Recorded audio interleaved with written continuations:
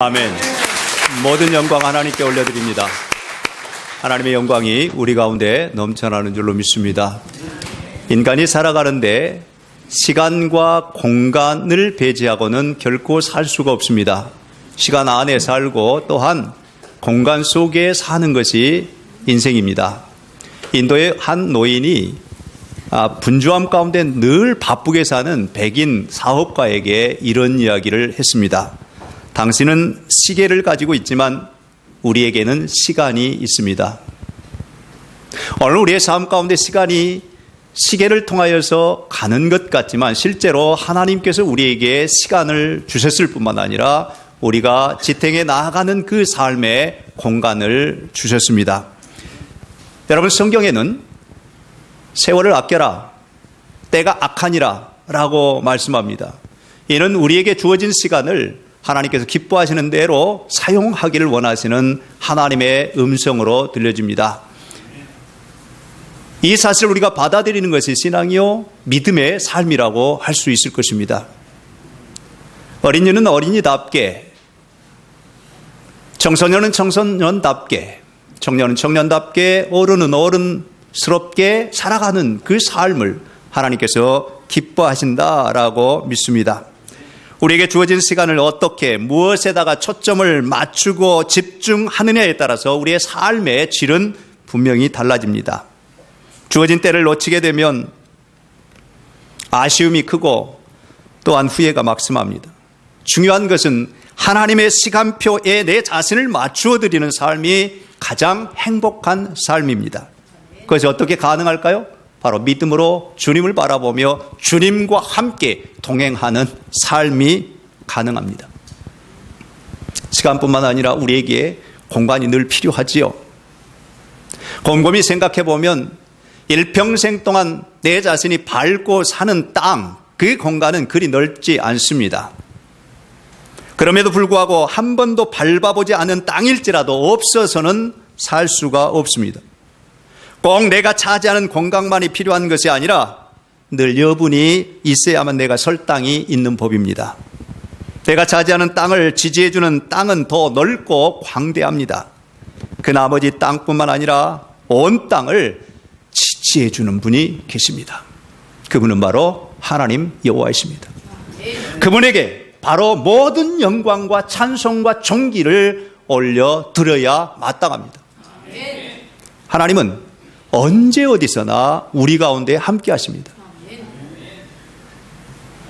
지금 여기, here and now, 여기에도 주님은 함께 하십니다. 뿐만 아니라 어느 곳에서나 함께 하신 하나님. 영어의 표현이라서 조금 묘연한데 here and now, 이것을 그 단어를 바꿔놓으면 nowhere, 어디에나 이런 뜻이 있습니다. 지금 여기라고 하는 그 시간 속에 어디에나 하나님 계시다는 그런 의미를 담고 있는데 거기에 신비를 느낍니다. 여러분, 우리가 살아가는 삶의 터전 가운데 어디에나 계실 뿐만 아니라 어느 때나 함께 하시는 그 하나님, 그 하나님을 바라보고 서는 것이 바로 성도의 삶이라고 할 수가 있습니다. 내 자신이 저 바다 끝에 있다 할지라도 거기에 하나님은 계시고, 저 땅 밑에 있다 할지라도 거기에 하나님 여전히 계시고, 내가 어려운 시간 보내면서 어렵게 또한 깊은 어둠 속에 잠겨 있는 것 같은 그런 느낌을 받는다 할지라도 거기에 여전히 하나님은 살아 계십니다.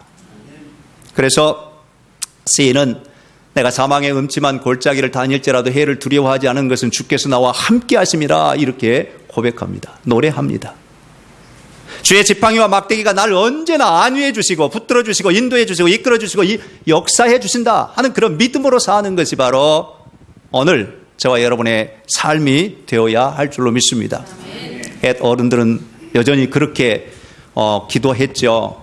무소부재하신 하나님, 전지전능하신 하나님, 어디에나 계실 뿐만 아니라 모든 것을 알고 계신 그 하나님이 우리의 필요를 아시고 우리의 부족함을 아셔서 채워주시는 그 은혜가 있음을 믿고 나아갈 수 있는 저와 여러분이 되십시다. 어디에나 계시고 언제나 계시는 그 하나님을 받아들이는 것이 바로 신앙이요 오늘 우리가 진정으로 하나님을 예배하는 모습이라고 할 수가 있습니다. 이것을 받아들이십시다. 하나님 살아계심을 인정하십시다. 범사의 그를 인정하십시다. 그리하면 우리의 길을 인도해 주실 줄로 믿습니다.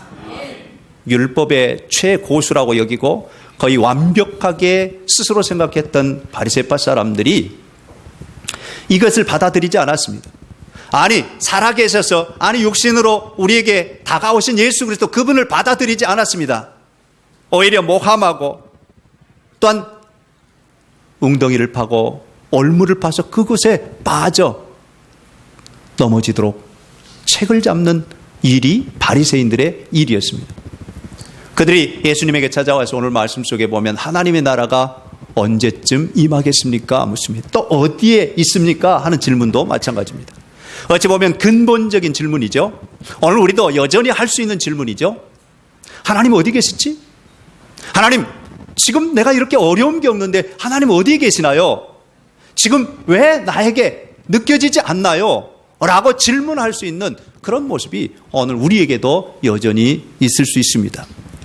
오늘 바리새파 사람들의 질문은 예수님을 책잡으려고 하는 것이었지만 오늘 예배하는 저와 여러분 가운데는 하나님의 나라를 확실하게 보여주시는 길을 제시해주는 그 은혜인 것을 믿으십시다. 그래서 오늘 본문 말씀을 새로운 번역 성경으로 읽어보면 하나님의 나라는 너희가 달력을 보고 날짜를 세고 있다고 해서 오는 것이 아니다. 누가 여기를 보아라 하거나 저기를 보아라 한다고 해서 오는 것도 아니다. 이유가 무엇이겠느냐? 하나님의 나라는 이미 너희 가운데 있기 때문이다. 할렐루야. 하나님의 나라는 저 멀리 있는 것이 아니라 저 너머에 있는 것이 아니라 저 초월에 있는 것이 아니라 바로 지금 여기에 우리 가운데 있습니다. 오늘 이것을 아는 것을 축복입니다. 이게 아는 것을 행복이라고 할 수 있습니다. 저와 여러분이 어디를 가든지 어떤 상황에 맞이했던지 어떤 처지, 어떤 입장, 어떤 환경에 처했던지 간에 그 가운데 하나님이 함께 하시면 하나님의 나라가 여기에 임하여 있습니다. 사랑하는 여러분, 하나님의 나라는 머리로 쌓은 지식에 있는 것이 아니라 하나님의 임재를 경험하는 그 마음 가운데, 우리의 내면 속에, 우리의 중심 가운데 있음을 믿으시는 저와 여러분이 되십시다. 하나님께서 함께 하시는 시간과 공간, 그 속에 하나님의 나라가 임하여 있습니다. 하나님을 의식하지 못하고 하나님을 깨닫지 못하고 하나님을 알지 못하는 시절에는 그 시간과 공간이 그저 비어있거나 또는 횡하는 그런 모습으로 느낀 경우가 많습니다.